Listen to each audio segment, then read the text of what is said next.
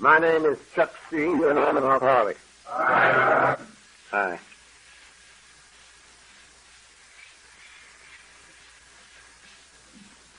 I don't know when I have felt any more grateful than I do tonight. This gang that has come down here to hear me bark for about 6 sections officially and 16 unofficially. You're something else. And it's a great tribute to me for those of you who came down here to listen. And for those of you who came down here to get away from your wives, I thank you for coming too.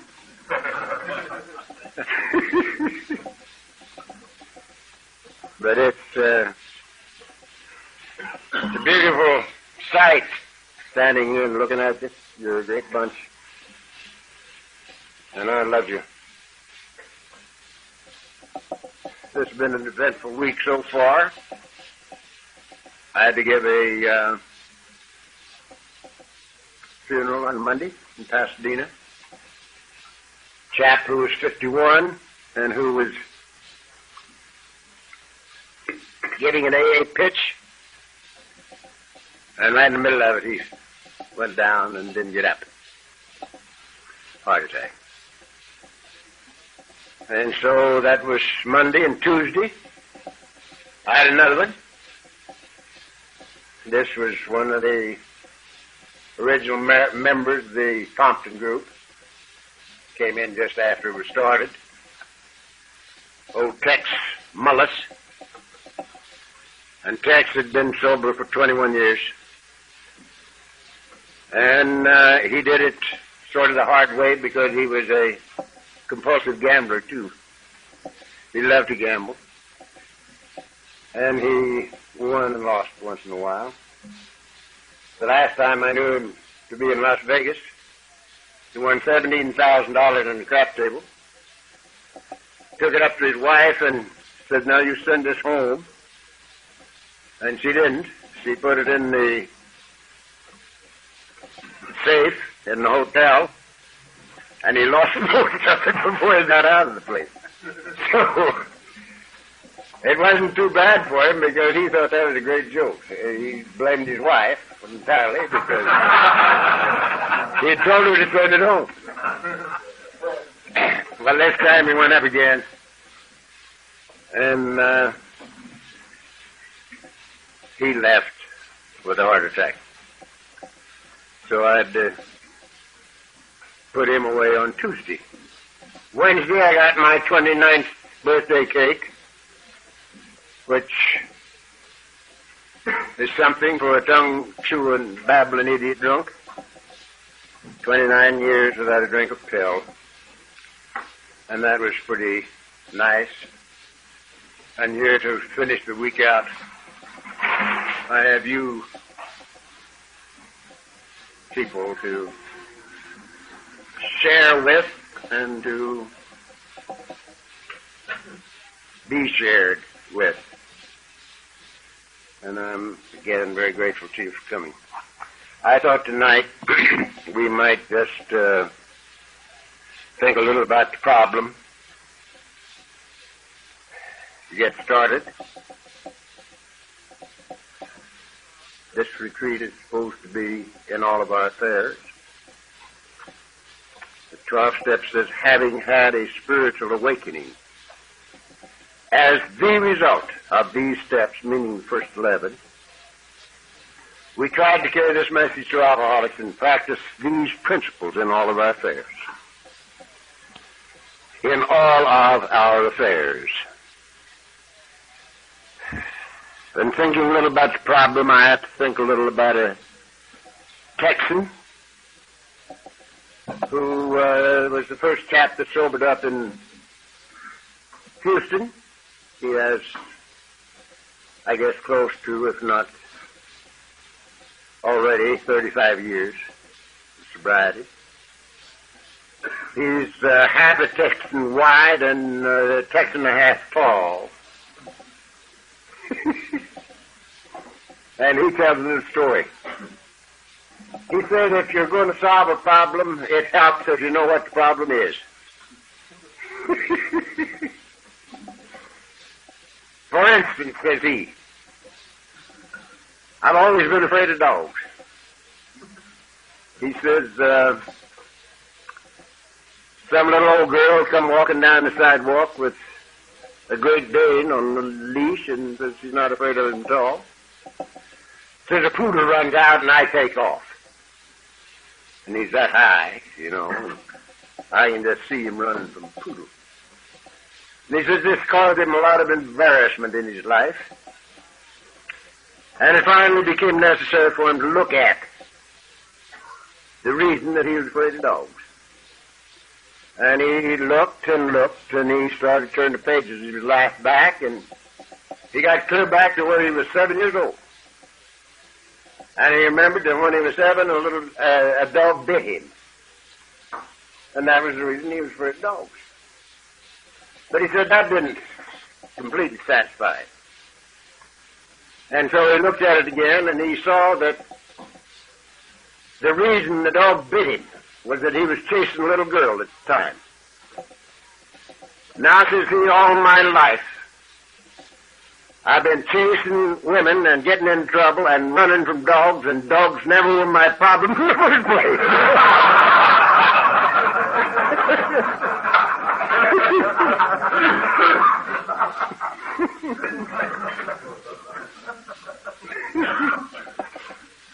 So he says it helps to know the problem.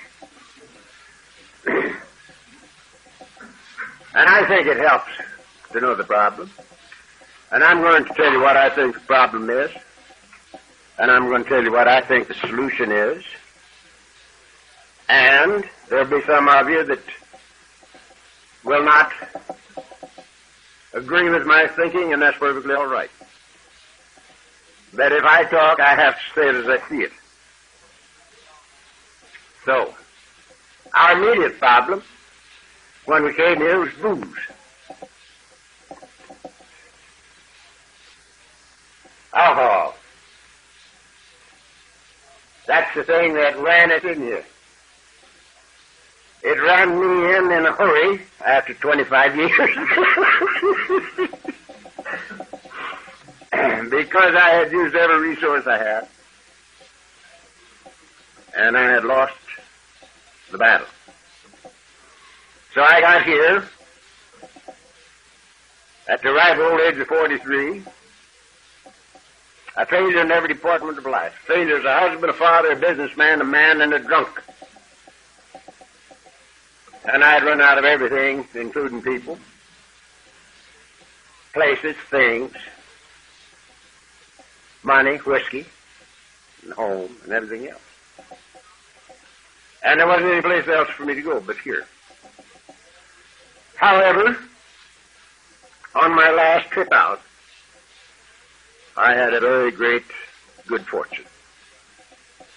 The bottle killed me. The bottle beat me to death, beat me into total and absolute nothingness. And only then could I come to investigate Alcoholics Anonymous.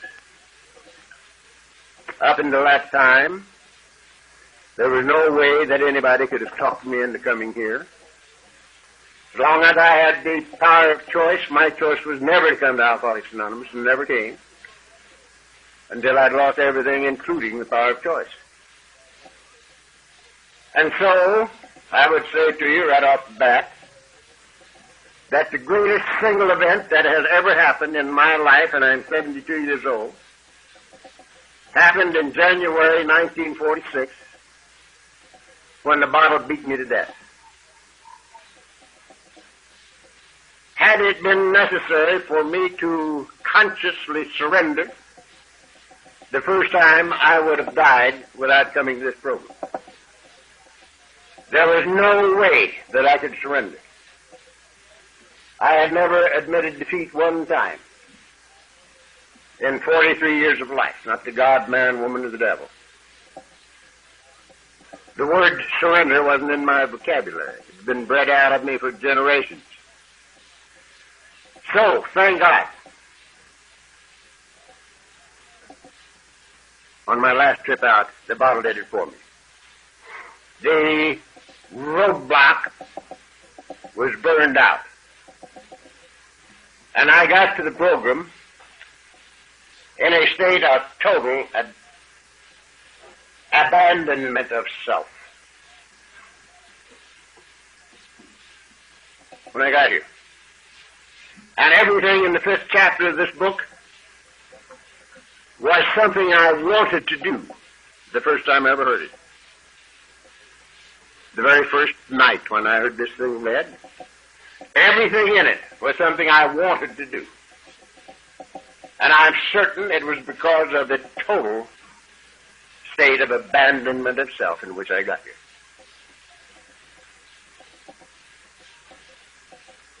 Now, there was one thing that I didn't think I could do, and that was step 3. And it wasn't because I didn't want to. I had no objection to step 3. I would have turned my will and my life over to a jackass if I could have gotten rid of me. But where it says we made a decision to turn our will and our lives over to the care of God, as we understood him, I didn't think that this was possible for anybody like me, because I didn't think it was cricket to believe that I could give the mess that was me to anybody, let alone to God.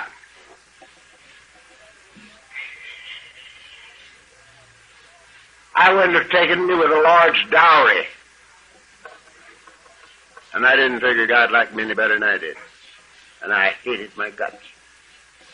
So I let it lay. I just let it lay. Picked up the last third of step 12 and practiced these principles in all of our affairs.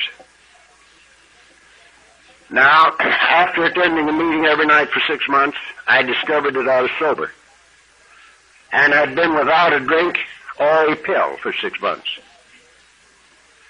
which was quite a discovery, because I had attended every one of those meetings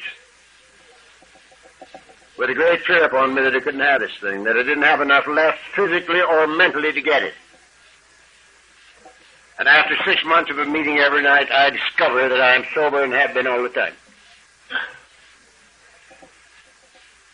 And at that time, I started giving a little attention to step 3. Because I was thinking, well, maybe there's some way that I could come to feel that God would take a package like mine. And I couldn't get any solution to the thing. I was messing with it for quite a little while. And finally, it occurred to me, your father.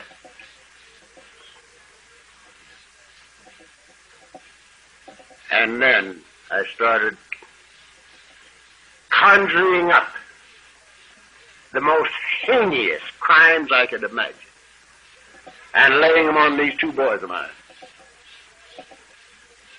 And I let my imagination go crazy,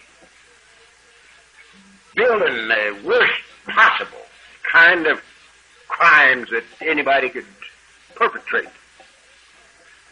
And when I got that done, I would say to myself, now, would this keep me from wanting to see my boys? Would these things make me want to cast them into perdition, to burn for eternity? And I had to say no. No. I couldn't do it. No way could I, regardless of what they did, no way could I assign them to hell. And so I came to believe that maybe the Heavenly Father, being a good guy, and be an evil one. Maybe he would forgive me. And I got comfortable.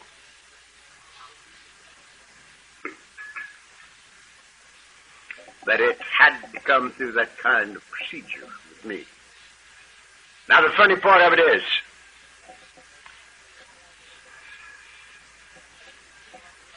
that when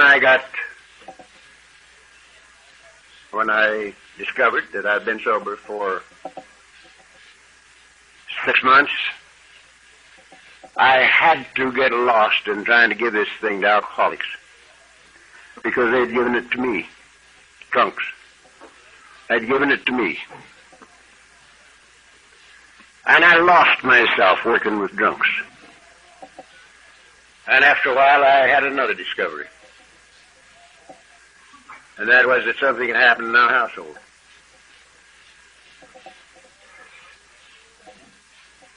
A year before, Mrs. C was divorcing me. The kids wouldn't come home when I was around. The boss man was going to throw me through the window if I ever stepped foot in the plant again. Had no health, no sanity, no home, no job, no nothing. And it appeared that the war was over. The household was living like kittens. And that was a good discovery. That was about a year after I got here. And another 6 to 8 months went by. And I made another discovery. And that was that I was still trying to clean up my desk at the office. We'll talk a little about this when we talk about in business, or practicing these principles in business. But here I was, still trying to clean up my desk at the office. And business was good. It was plumb good. And that was a pretty good discovery. Maybe another year went by, and I discovered that the state of my being was better than anything that I had ever dreamed of in my life. My livingness, being itself, was better than anything that I ever dreamed of. And that was a good discovery. And now 5, maybe 6 years have passed, and I made another discovery, which I believe to be the great discovery. When we make this discovery, the search is over and life begins. Life isn't over. Life just begins. Really. And this discovery was that I was never alone anymore. I, who had walked alone for 43 years, totally alone. I was never alone anymore. I had a God of my very own. And where I am, He is. I'm often by myself, but never alone. And this has been the way it's been ever since the discovery, and it's the way it was before the discovery. Because I hadn't been alone since my first meeting. Now, I believe that this program of ours, the Alcoholics Anonymous program, is a program of uncovering, discovering, and discarding. That's the AA program to me. Uncovering, discovering, and discarding.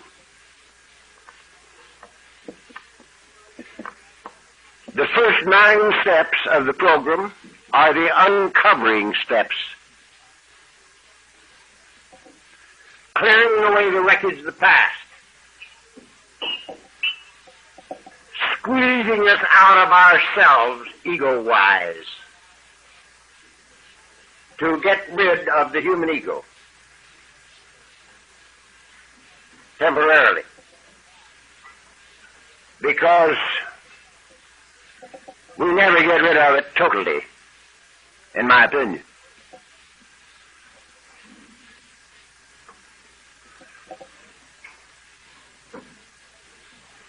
I am convinced that nobody can honestly take the first 9 steps in this program without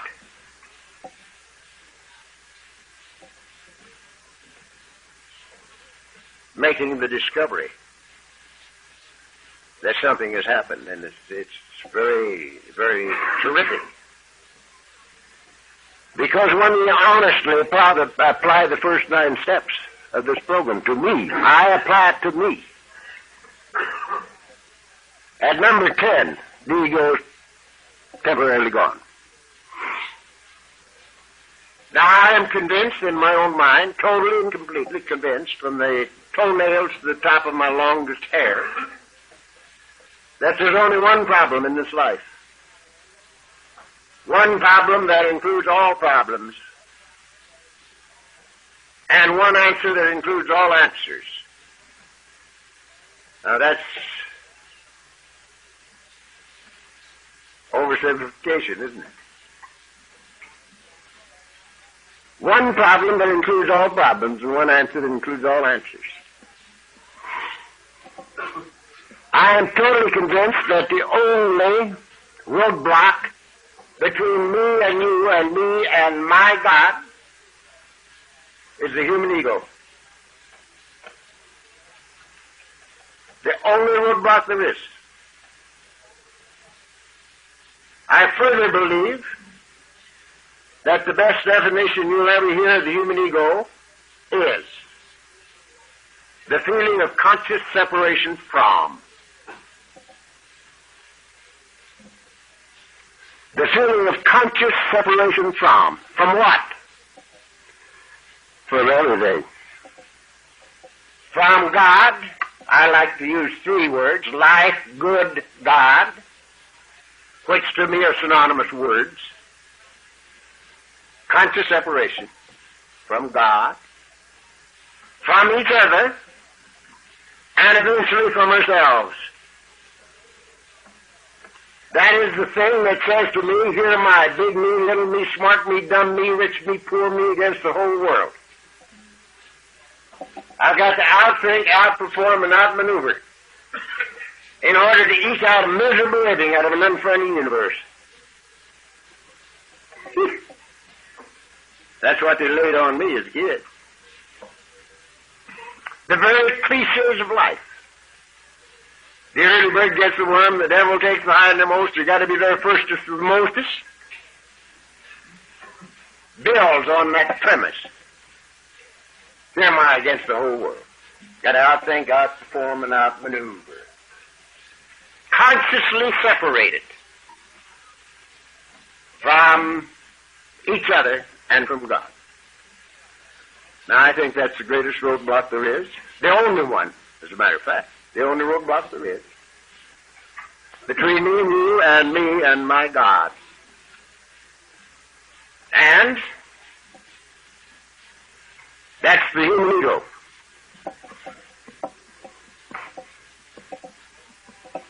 The seat of all the obsessions of the mind. That's where they come from. Now, it is also my total conviction that there is no possibility under heaven to satisfy the human ego.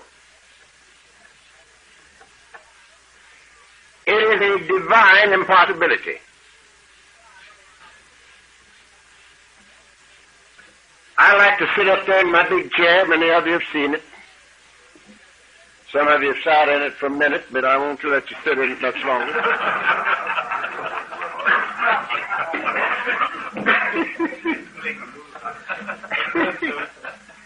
And I look down on top of that little town, Laguna Beach, beautiful shoreline, the channel, right straight in front of my chair is Avalon on Catalina Island. It's about, maybe it's from where I live, it might be 34, 35 miles to the island. And I looked down at that water, that channel, and that 35 miles is just the top of it. It's deep, too. And I say to myself, suppose that entire channel was bourbon whiskey.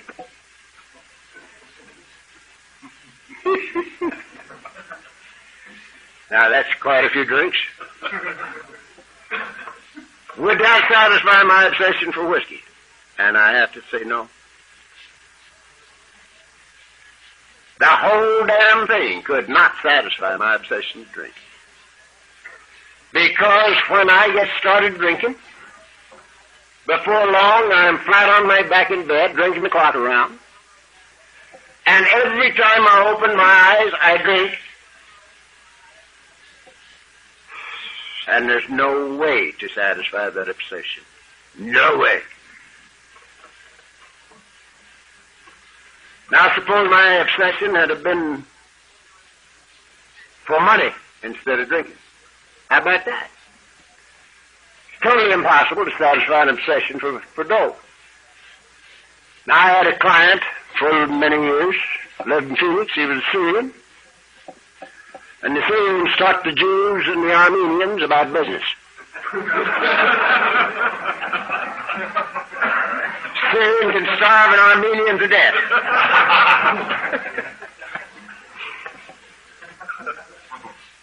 And I had this chap, and he'd gone from one head of lettuce to $35 million. And he was one of the poorest men I ever saw. Because, unfortunately, he had a partner in one of his business enterprises, which happened to be oil. And this old boy was worth $150 million. And they had a suite, the Jonathan Club, most beautiful thing you ever looked at in your life, all paneled with the finest wood in the world. Gun racks, elephant tusks all over it, and feet, and gazelles, and everything else, you know. And when I'd be sitting there with the two of them, Eddie was trying to get under the Davenport. One thing, he had only $35 million. This here was on steel with $150 million. Poor man. Eddie used to say to me, Charlie, I was Charlie in business, how can I be like you? And I'd say, Eddie, you can't. And he'd say, why? I say, Eddie, who needs God if he's got $35 million? Don't be silly. You can buy anything you want, including women, and you do. And that's one of the Syrians' great illusions. They think they're God's gift to women, and maybe they are, I don't know. Not being a woman. But anyhow, who needs God when he got $35 million? And I said, you go ahead and make $150 million, and you will if you live. Because everything that old boy touched turned to gold. And when you've made $150 million, you will have then found that it won't do for you what you have to have done right here. Then you come to me and says, Charlie, how can I be like you? And I'll tell you, and you can do it, but not until. And he'd say, well, talk to me about it anyway. And we'd drive all over the state of Arizona, talking just like we'll be talking here, you know. But poor Eddie didn't make his 150. He got so many things in his head that it exploded. He was 10 years younger than I, and he's been gone, 5, 6 years. He died. It's impossible to satisfy an obsession for money. Suppose my obsession would have been for power. How about that? No possibility. Witness Watergate. There was a nice power struggle. You know? It's absolutely impossible to satisfy an obsession for power. If you were president of the United States, no good, because every dictator in the world has more power than our president. Old Genghis Khan had more than all of them. So, no way. What about women? Started to say sex, but that brings up a bad connotation.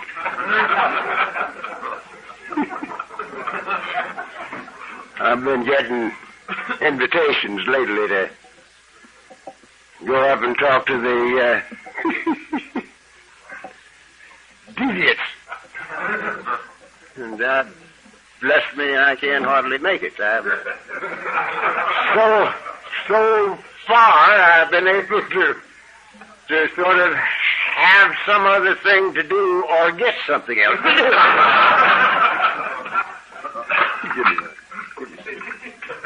So, let's say women. Suppose my obsession had been for women. And supposing, thank you, sir, that I had been the greatest Lothario of all times. And supposing I had captured every chick I set out to catch, but one. Now, at my age, I'd be a pretty good-sized army, don't you? Would they satisfy my obsession for women? This one kills me. The one I can't get kills me dead. So, if you can't beat him, join him. We got to get rid of the obsessions of the mind. And in order to get rid of the obsessions of the mind, we have to be rid of the ego. Because that's where they come from. I want, I don't want, I like, I don't like, I. That's it. Now, that's the reason that the wording in this book is like it is. There are 452 pictures in the first page and 2 paragraphs in our chapter 5. Boy, there's a lot of things said in that dealing. Rarely have we seen a person fail who has thoroughly followed that path. Now I hear people get up here and say that they have heard Bill Wilson say that there's one word in the book that he would change if he was doing it again. And that would be to take out the rarely and put in never have we seen a person fail who has thoroughly followed our path. Well, Bill didn't say that to anybody, because he knew why he put rarely in there. If he had said, never have we seen a person fail who has thoroughly followed our path, I see about 4 people here at the front table looking right at me that would have said, oh, they've never seen a failure, or by God, I'll throw them one. Yeah. That's the reason that's rarely. And Bill did tell me that himself. I happen to know him pretty good. Rarely have we seen a person fail who has thoroughly followed our path. Now, I heard that read one time, which I think maybe is even better than it's written. Some guy got up here and he read it, rarely have we seen a person fail who has thoroughly enjoyed our path. I think that's terrific. I put in the thanks in that page, you know. It's very good. Those who do not recover are people who cannot or will not completely give themselves to this simple program. Usually, men and women who are constitutionally incapable of being rigorously honest with themselves. Being honest with themselves. Honesty. And following the path. There's 2 pictures. Right there. To be honest and to follow the path. Thoroughly follow the path.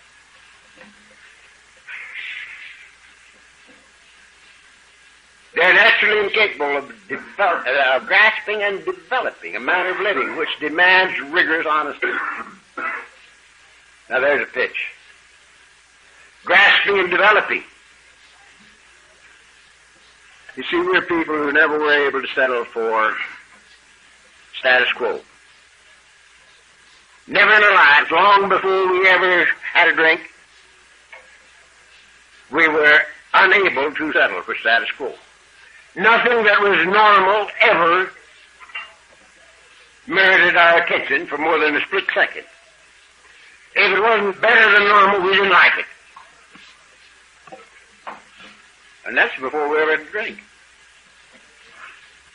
So, we had better jolly well grasp and develop. Because a happy sobriety will turn into a drunk unless we develop. We've got to walk. We've got to keep going. All we need to do is get fat and complacent and quit walking, and we're in trouble. So grasping and developing a manner of living which demands rigorous honesty is a whole weekend.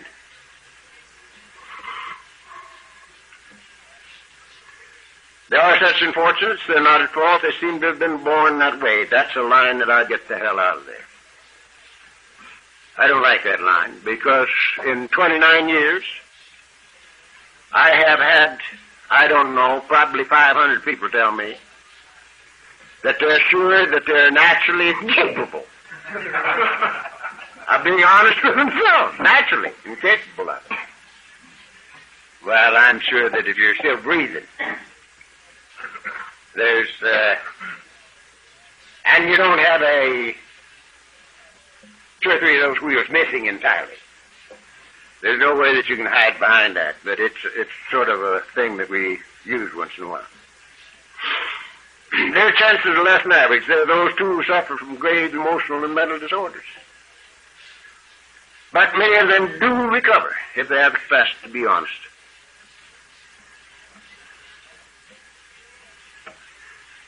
I got to tell you a little story. Many of you have heard it, I'm sure. But in the early days in Los Angeles, we didn't have anybody out here that ever attended an AA meeting. And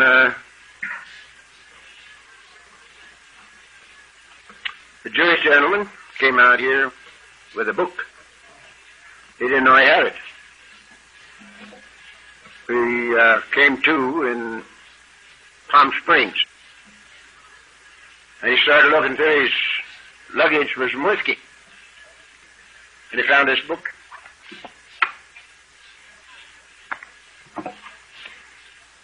That's the first edition, I read it. And he didn't know how it got into his suitcase. But he didn't have any whiskey. And so he read it. And he just kept reading it. And he liked it. He liked what he read. And he came into Los Angeles with this book. And he got a hold of some people and they started meeting. And they didn't know how to start a meeting. And so the custom that has spread pretty well all over the world was established right here in Los Angeles. The first meeting. That's reading in portion of chapter 5. This Jewish boy said, I don't know how to start a meeting. But he says there's a chapter in this book entitled How It Works. And it gives us this thing, and let's read it. And they read this portion in chapter 5. And you'd be surprised how much of the world that's covered up until now. They do it in Australia, they do it in New Zealand, they do it in Canada, they do it in Texas.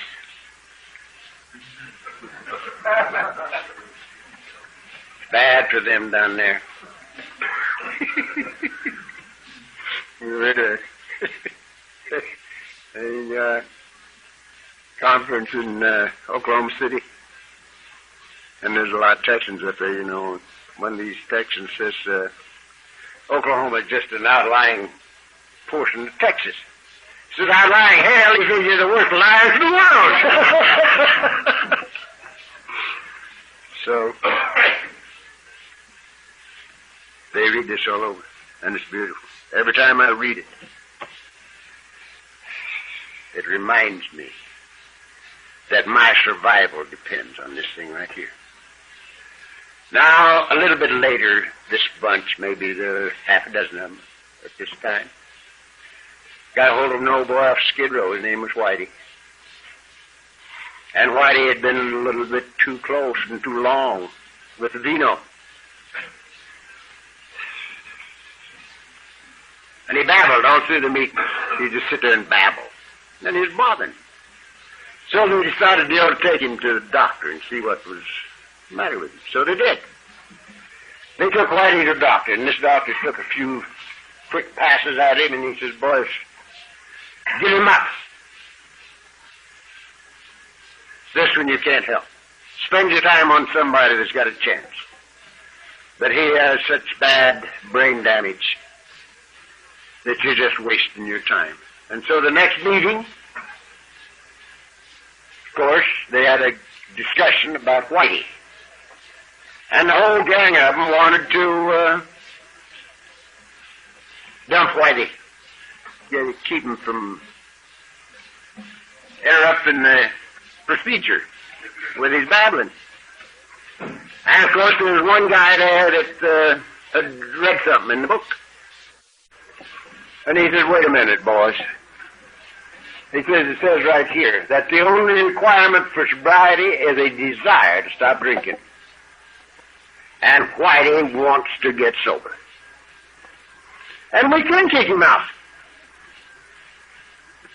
And they said, that's right, that's what it said. And he didn't kick Whitey out. And it's a matter of medical record and a record that 1 year later, Whitey was accepted in the United States Marines. There's a miracle here.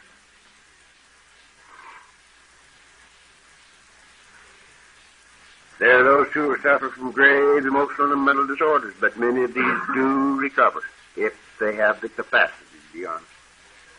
Our story discloses in a general way what we used to be like, what happened, and what we're like now.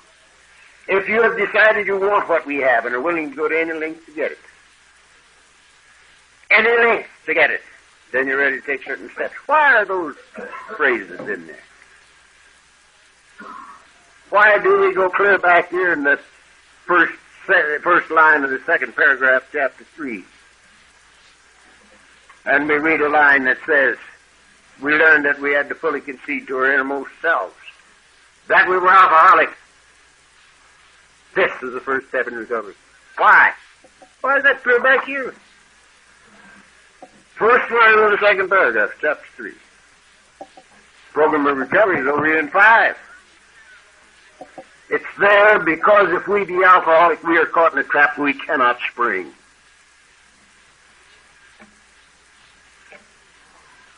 We have to have help.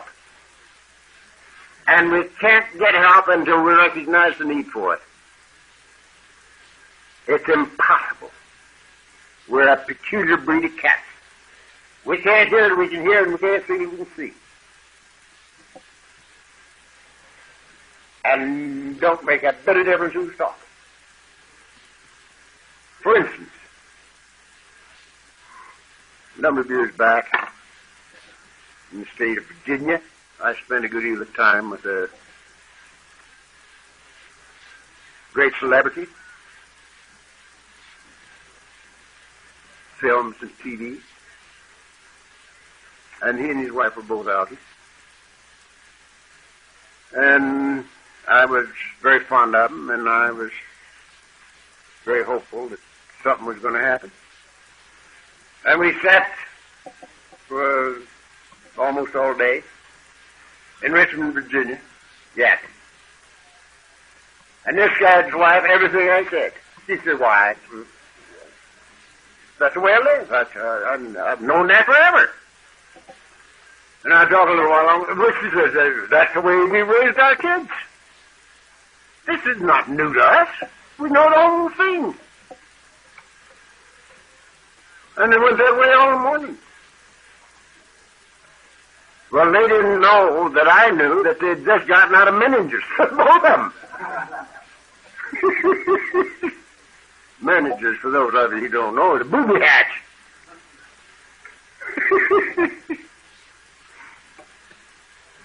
That we knew this all backwards and forwards and through the middle. But they never heard it. And they didn't hear it when I said it either. And you're going to hear a lot of things that you think you know this weekend. Maybe you do. You may hear a lot of things that you disagree with. That's all right with me, too. If you disagree with them and know why you disagree with them, maybe you should be up here and me back there. But that's the way it's going to be.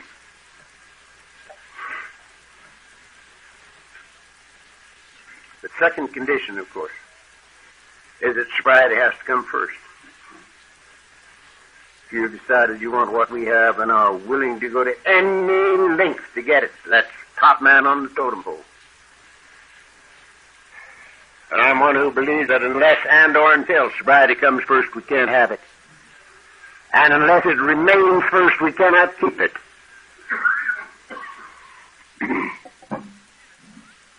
That's what it says here. This is very, very positive stuff. And are willing to go to any length to get it, then you're ready to take certain steps. Some of these we balked. We thought we could find an easier, softer way, but we could not. With all the earnestness at our command, we beg of you to be fearless and thorough from the very start. This isn't a headache we're talking about. We're talking about a terminal illness. The disease of alcoholism. A terminal illness. That's why these things are here. Because we have to have help. And we got to recognize the need for it before we can get it, and it's got to be top man on the totem pole.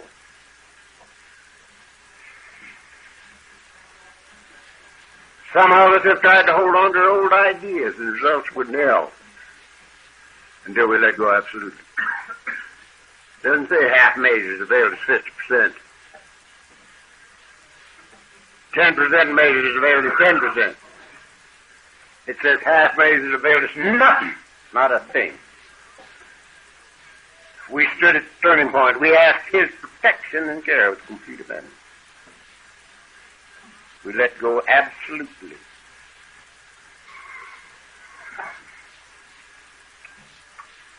Sit up here without help is too much for us. But there is one who had all power. That one is God. May you find Him now. It's beautiful. It's a beautiful thing. Now this is our problem. We're caught in a trap we cannot spring. We've already been to human help. The first time I heard these steps, 1 and 2 were a cinch. I knew that I'd lost the battle of life. I didn't know anything about alcoholism, but I knew I'd lost the battle of life. And I knew that my life was unmanageable by me, and I still know it, and it's never changed. It's still unmanageable by me. It's no problem to me.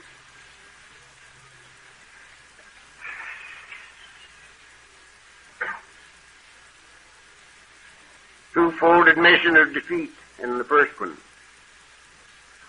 and admission that we're nuts in the second. Now, there are two big steps for an alky. The first two. Lost the battle of life, number 1, you're nuts, number 2. So you need help, and you need it bad. And if you're like me, you've been the preacher, the priest, the doctor, the guy that knows more psychiatry than there is before you ever got to this place. To step 3. And so you know you need help. And you can't get it from human power. So we make a decision, turn the will and allow it over to of God. Now this is one of the things that we're going to be spending time on. This is the most fantastic thing on the face of the earth. There's nothing that will compare with this. the thing that happens to us when we do this, not when we read it, when we do it, to abandon ourselves completely to this simple program.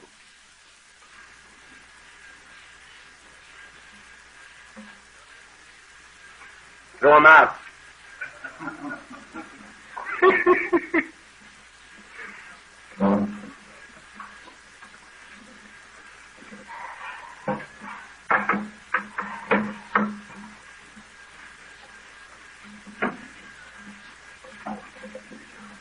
Yeah.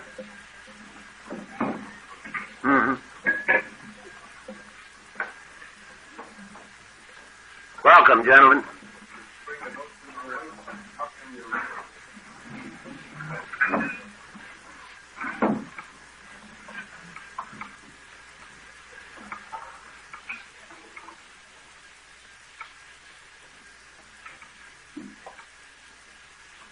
We made a decision to turn our will and our lives over to the care of God.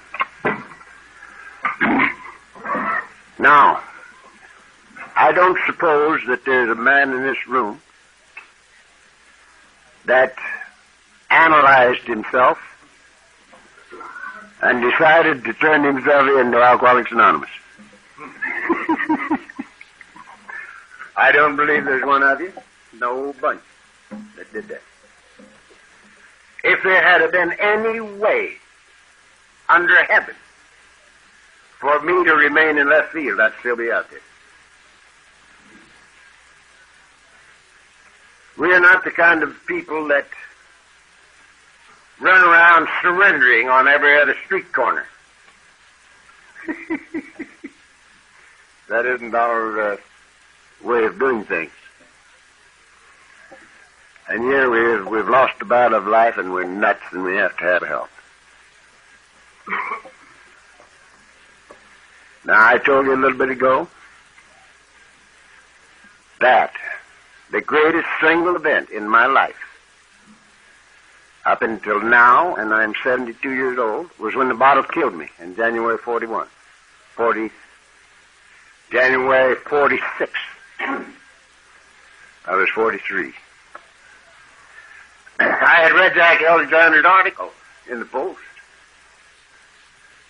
in March of 41. Mrs. C had found it, read it, opened it to the right place and put it on the arm of the chair I sit in right now. And when I got home, I read it.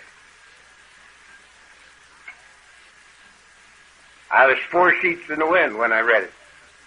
And I suspect I thought that was real good for you people that needed it. I imagine I did. But 5 years later, when I came to after a 4 weeks blackout, my last drunk started on the Friday before Christmas, 1945. And I came to sometime after the middle of January 46. And I don't remember the time was, but the calendar said it had been. And during that 4 weeks, the thing that had stopped me was burned out.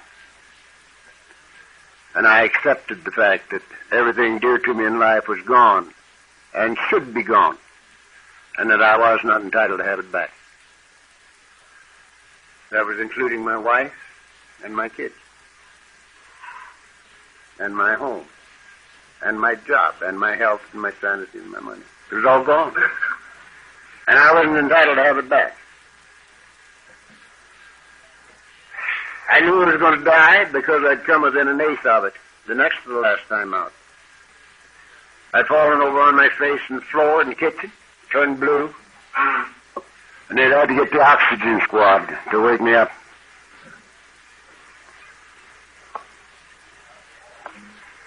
And the doctor that was with him told me, after I came to, that to all intents and purposes I was dead, that they'd had a hell of a time bringing me back.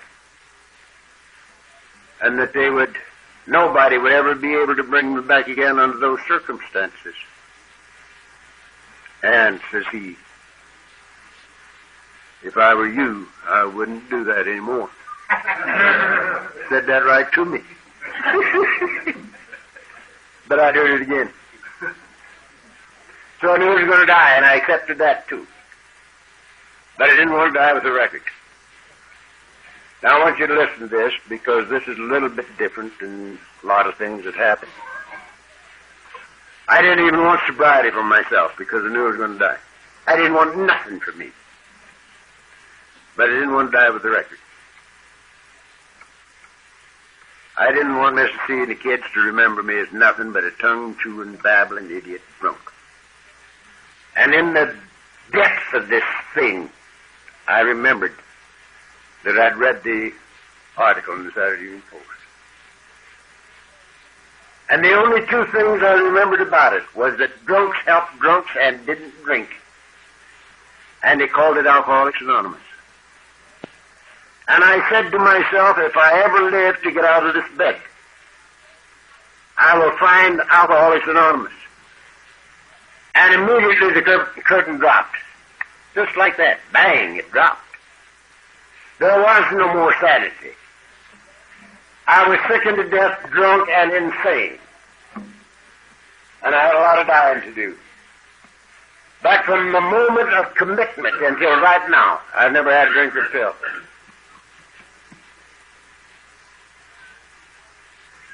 Now, this is one of the reasons that I believe so completely and totally that there's only one roadblock between me and you and me and God. And that's the human ego.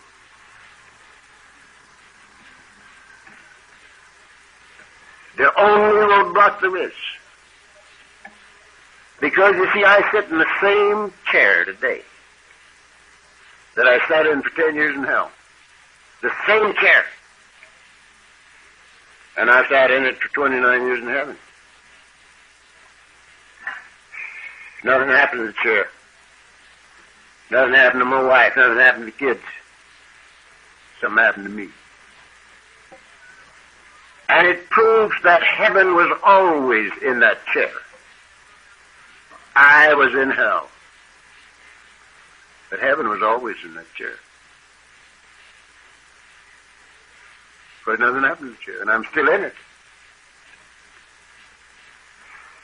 Still in heaven. So, that's the reason that these statements are so very, very positive. To abandon ourselves completely. To let go absolutely, it says. And to turn our will and our lives over to the care of God.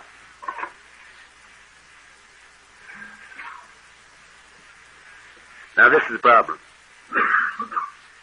Something has to happen that we get rid of the obsessions of mind. And that's what this program of ours is all about. The American Medical Society, we have some of its most illumined members right here.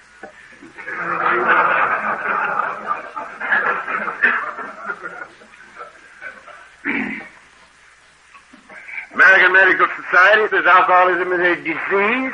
It has symptoms. It is treatable but not curable. And the only way an alcoholic can successfully live is not to take the next slug. But they cannot tell us how not to take the next slug. They can't tell us how. That's what this book is all about, to tell us how to get rid of the obsessions of the mind that cause us to drink. That's what this whole program is all about. To rid us of the obsessions of the mind that cause us to drink. Now, why am I not drunk tonight? It's a good question. I'm a tongue-chewing, babbling idiot drunk. Why am I not drunk tonight? This is Friday.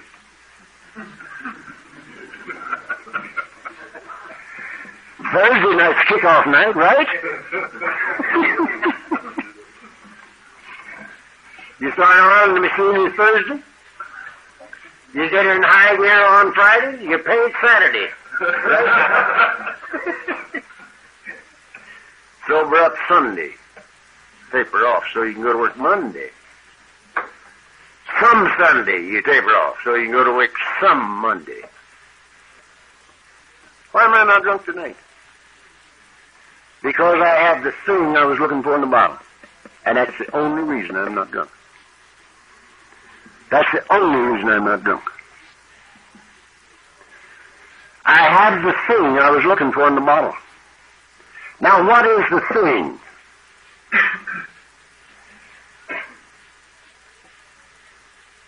That king-size hurt is gone.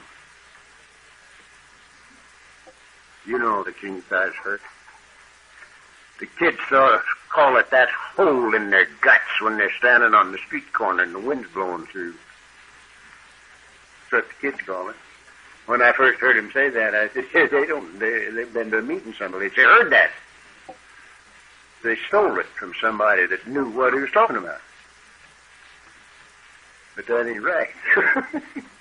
I learned that ain't right. They were the guys that coined it.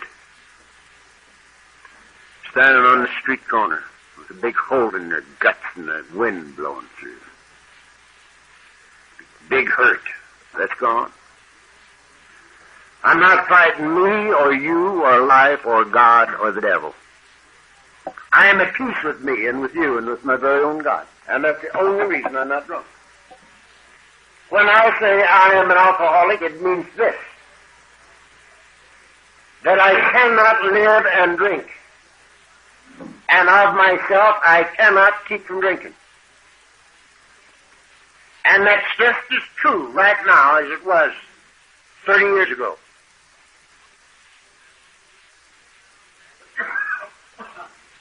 That's step one, says we admitted we were powerless over alcohol, that our lives had become unmanageable by us. And I've looked all the way through this and through the manuscript from which this was written and through the most recent book that was printed, and there's nothing in any one of them that says that if I'm sober 10 or 12 or 29 years, my life will become manageable by me. They don't say that. I look. It's not in there.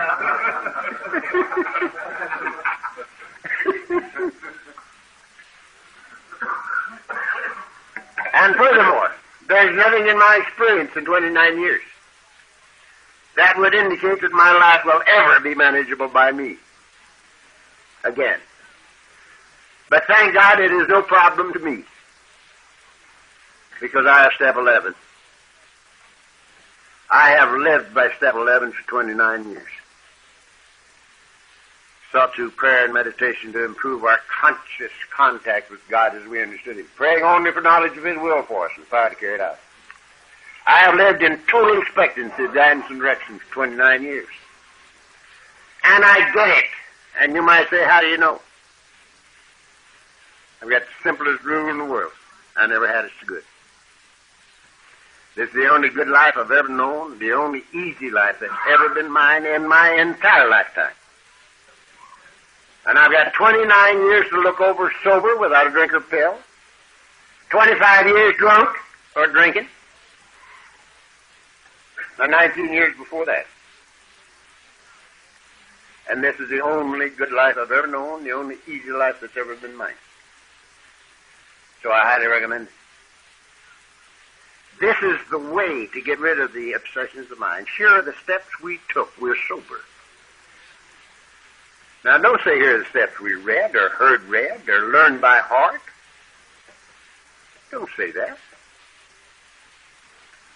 Don't say here are the steps we interpreted. You can't find that in here. Don't say that. Don't say here are the steps we conned God into taking for us. There have been a few people around this neck of the woods that were experts on interpreting the steps. There's one guy out in the valley there for a while. There was selling interpretations of the steps and teaching interpretations of the steps, and then he got drunk. His business went down the rat hole. Don't say that. It says here the steps we took. And the reason we have to take them is because we're caught in a trap we can't spring. We have to have help and can't get help until we recognize the need for it. Now, going on down through to step 9, and I've just got time, Mr. I won't mention his name, but his initials are Johnny Crean, Sr. He said he was sleepy when he came in, and if I talk a second after 9:30, that he was going to sleep right on the table there and start snoring. So I got to quit. But very quickly, the first 3 steps are decision. The 4th and 5th are action steps. We made a searching, fearless moral inventory of ourselves. We write it. The book says very, very specifically that it's good to write the thing down. We're more apt to do it right if we write it. Takes a little longer. It's good for us. So we write it. That's a moral inventory. So we don't have to write every time we turn left when we should have turned right. It don't mean that we have to put down everything we ever stole, or every lie we ever told, or every time we ever got drunk.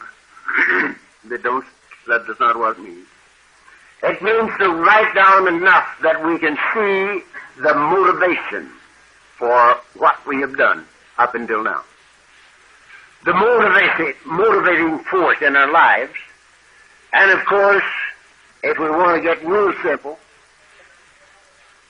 the whole thing will boil down to obsessions of the mind, which is the ego.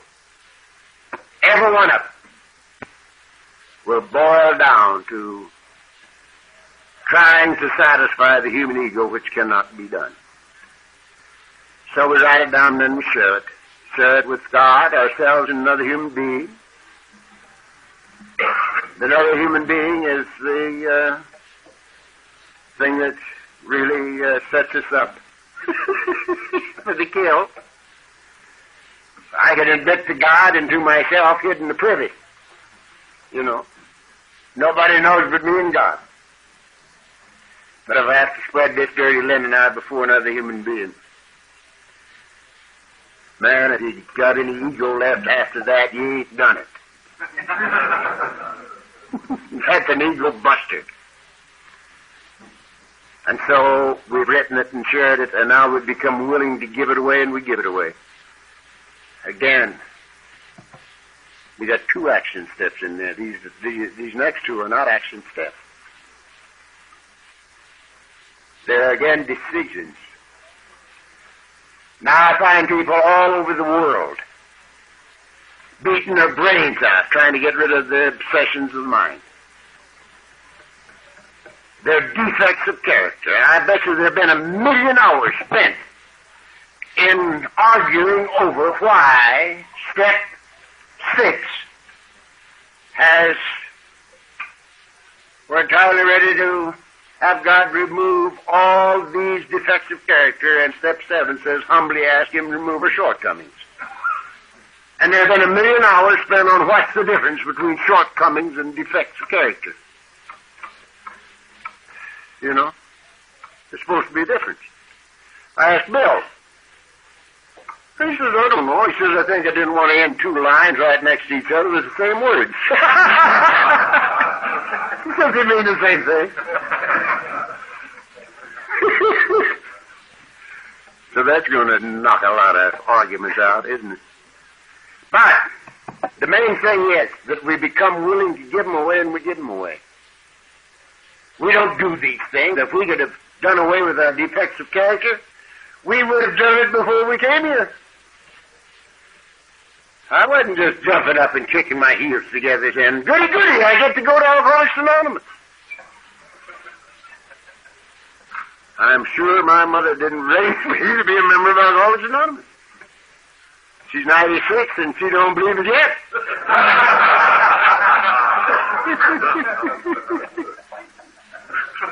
She's still around.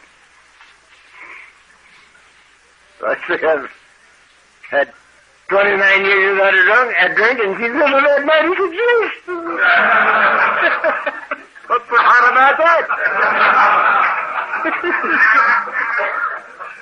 So, we become willing to give them away, and we give them away.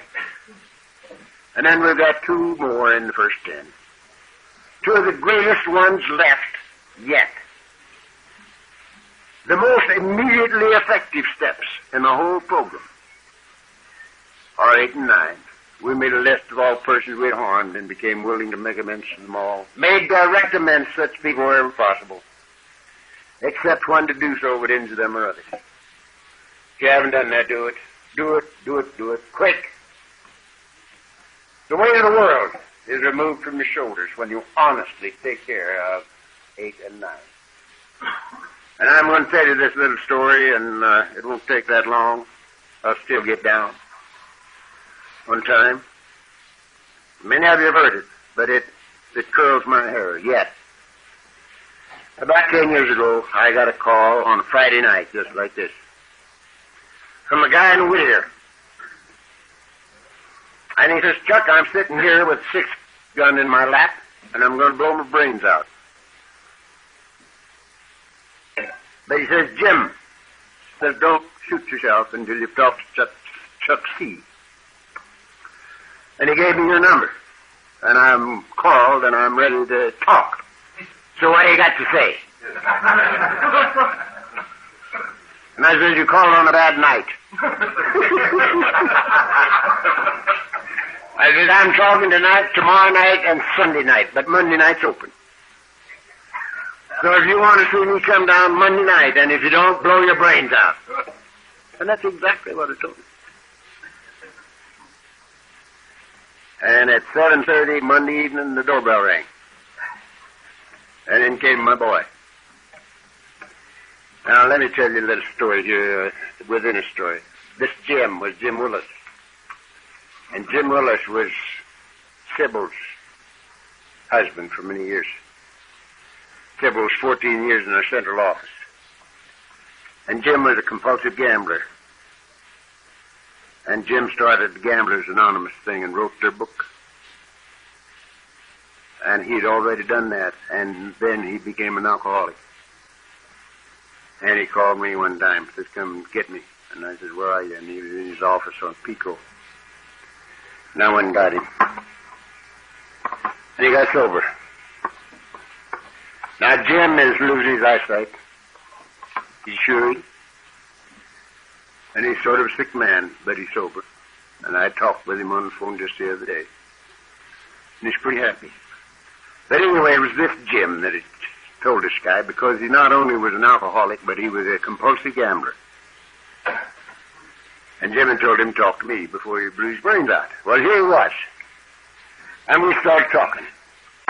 Now, at 2:30 in the morning, we were right where we are now, at 8 and 9. And I was telling this monkey, now, here's what you got to do. You see, he lost a lot of money that he didn't have. And he had lost it to professional gamblers. And that ain't a very healthy situation. It don't do much for longevity. So here he sits, and I'm saying, now listen, here's what you got to do. And you got to go to these people and say, look, I am not the big shot I would have had you believe. I'm an alcoholic. And I found a way to live that might let me live one day at a time without a drink for the rest of my life. And one of its conditions is we got to make amends, and that's why I'm here. Now, says he, I admit the debt. I said that I was going to, this is what he had to do. You go to him and say to them, I admit the debt. I'll owe you the money. And I'll pay you as soon as I can. But I ain't got no money now. Why, the Chuck, I can't do that. They'll kill me. And I said, so what? You won't have suicide on your mind?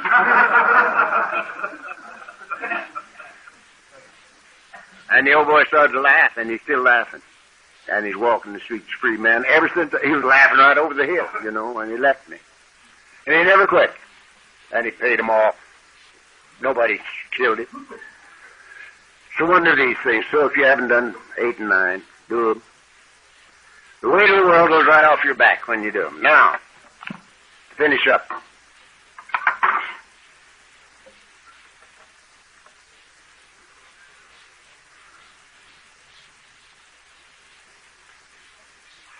Alcoholism cuts across our society from the highest to the lowest. We are peoples of all professions, all states of poverty and riches, priests and preachers from all denominations. We have in this deal. We have world scholars amongst us, bankers,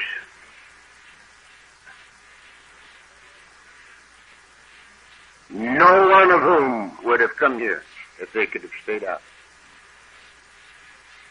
So, we have a problem that you and I cannot solve. We have to have help. And those first 9 steps will roll away the stone, because those are the surrender steps. The surrender steps. Surrender is the thing that opens the door, that allows us to get the help, because God himself cannot help us until we will allow it.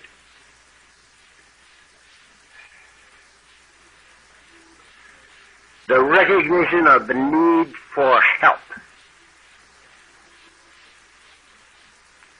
and the turning of our will and our lives over to the care of God and the clearing away of the wreckage of the past is the beginning of victory.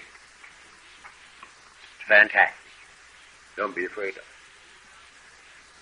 Now, I'm convinced that you and I have to do this without getting too serious about it. We get too serious and nothing happens. If we look too hard, we'll never find. I looked for this thing for 30 years before I got here, and I couldn't find it. I came here not looking for it, and it found me, or we found each other, or something.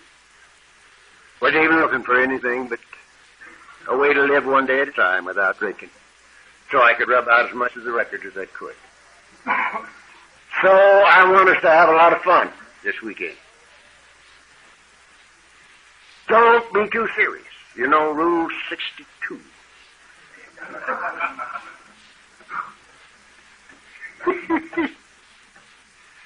Some people put it on their license plate. Rule 62. It's a good rule. There's a little book about that tall and about that wide, and it's green, it covers. And on the front cover it says Rule 62. And you open it up, and you look, and every page in the book is vacant, except the double truck in the middle. And it says, don't take yourself so goddamn seriously. And that's what we want to do here this weekend. Have a lot of fun, not get too serious, but realize the problem that we have that we cannot handle on our own. And to come to see totally before this weekend is over that what I can't do, we can do with the grace of God. God bless you. Thank you very much.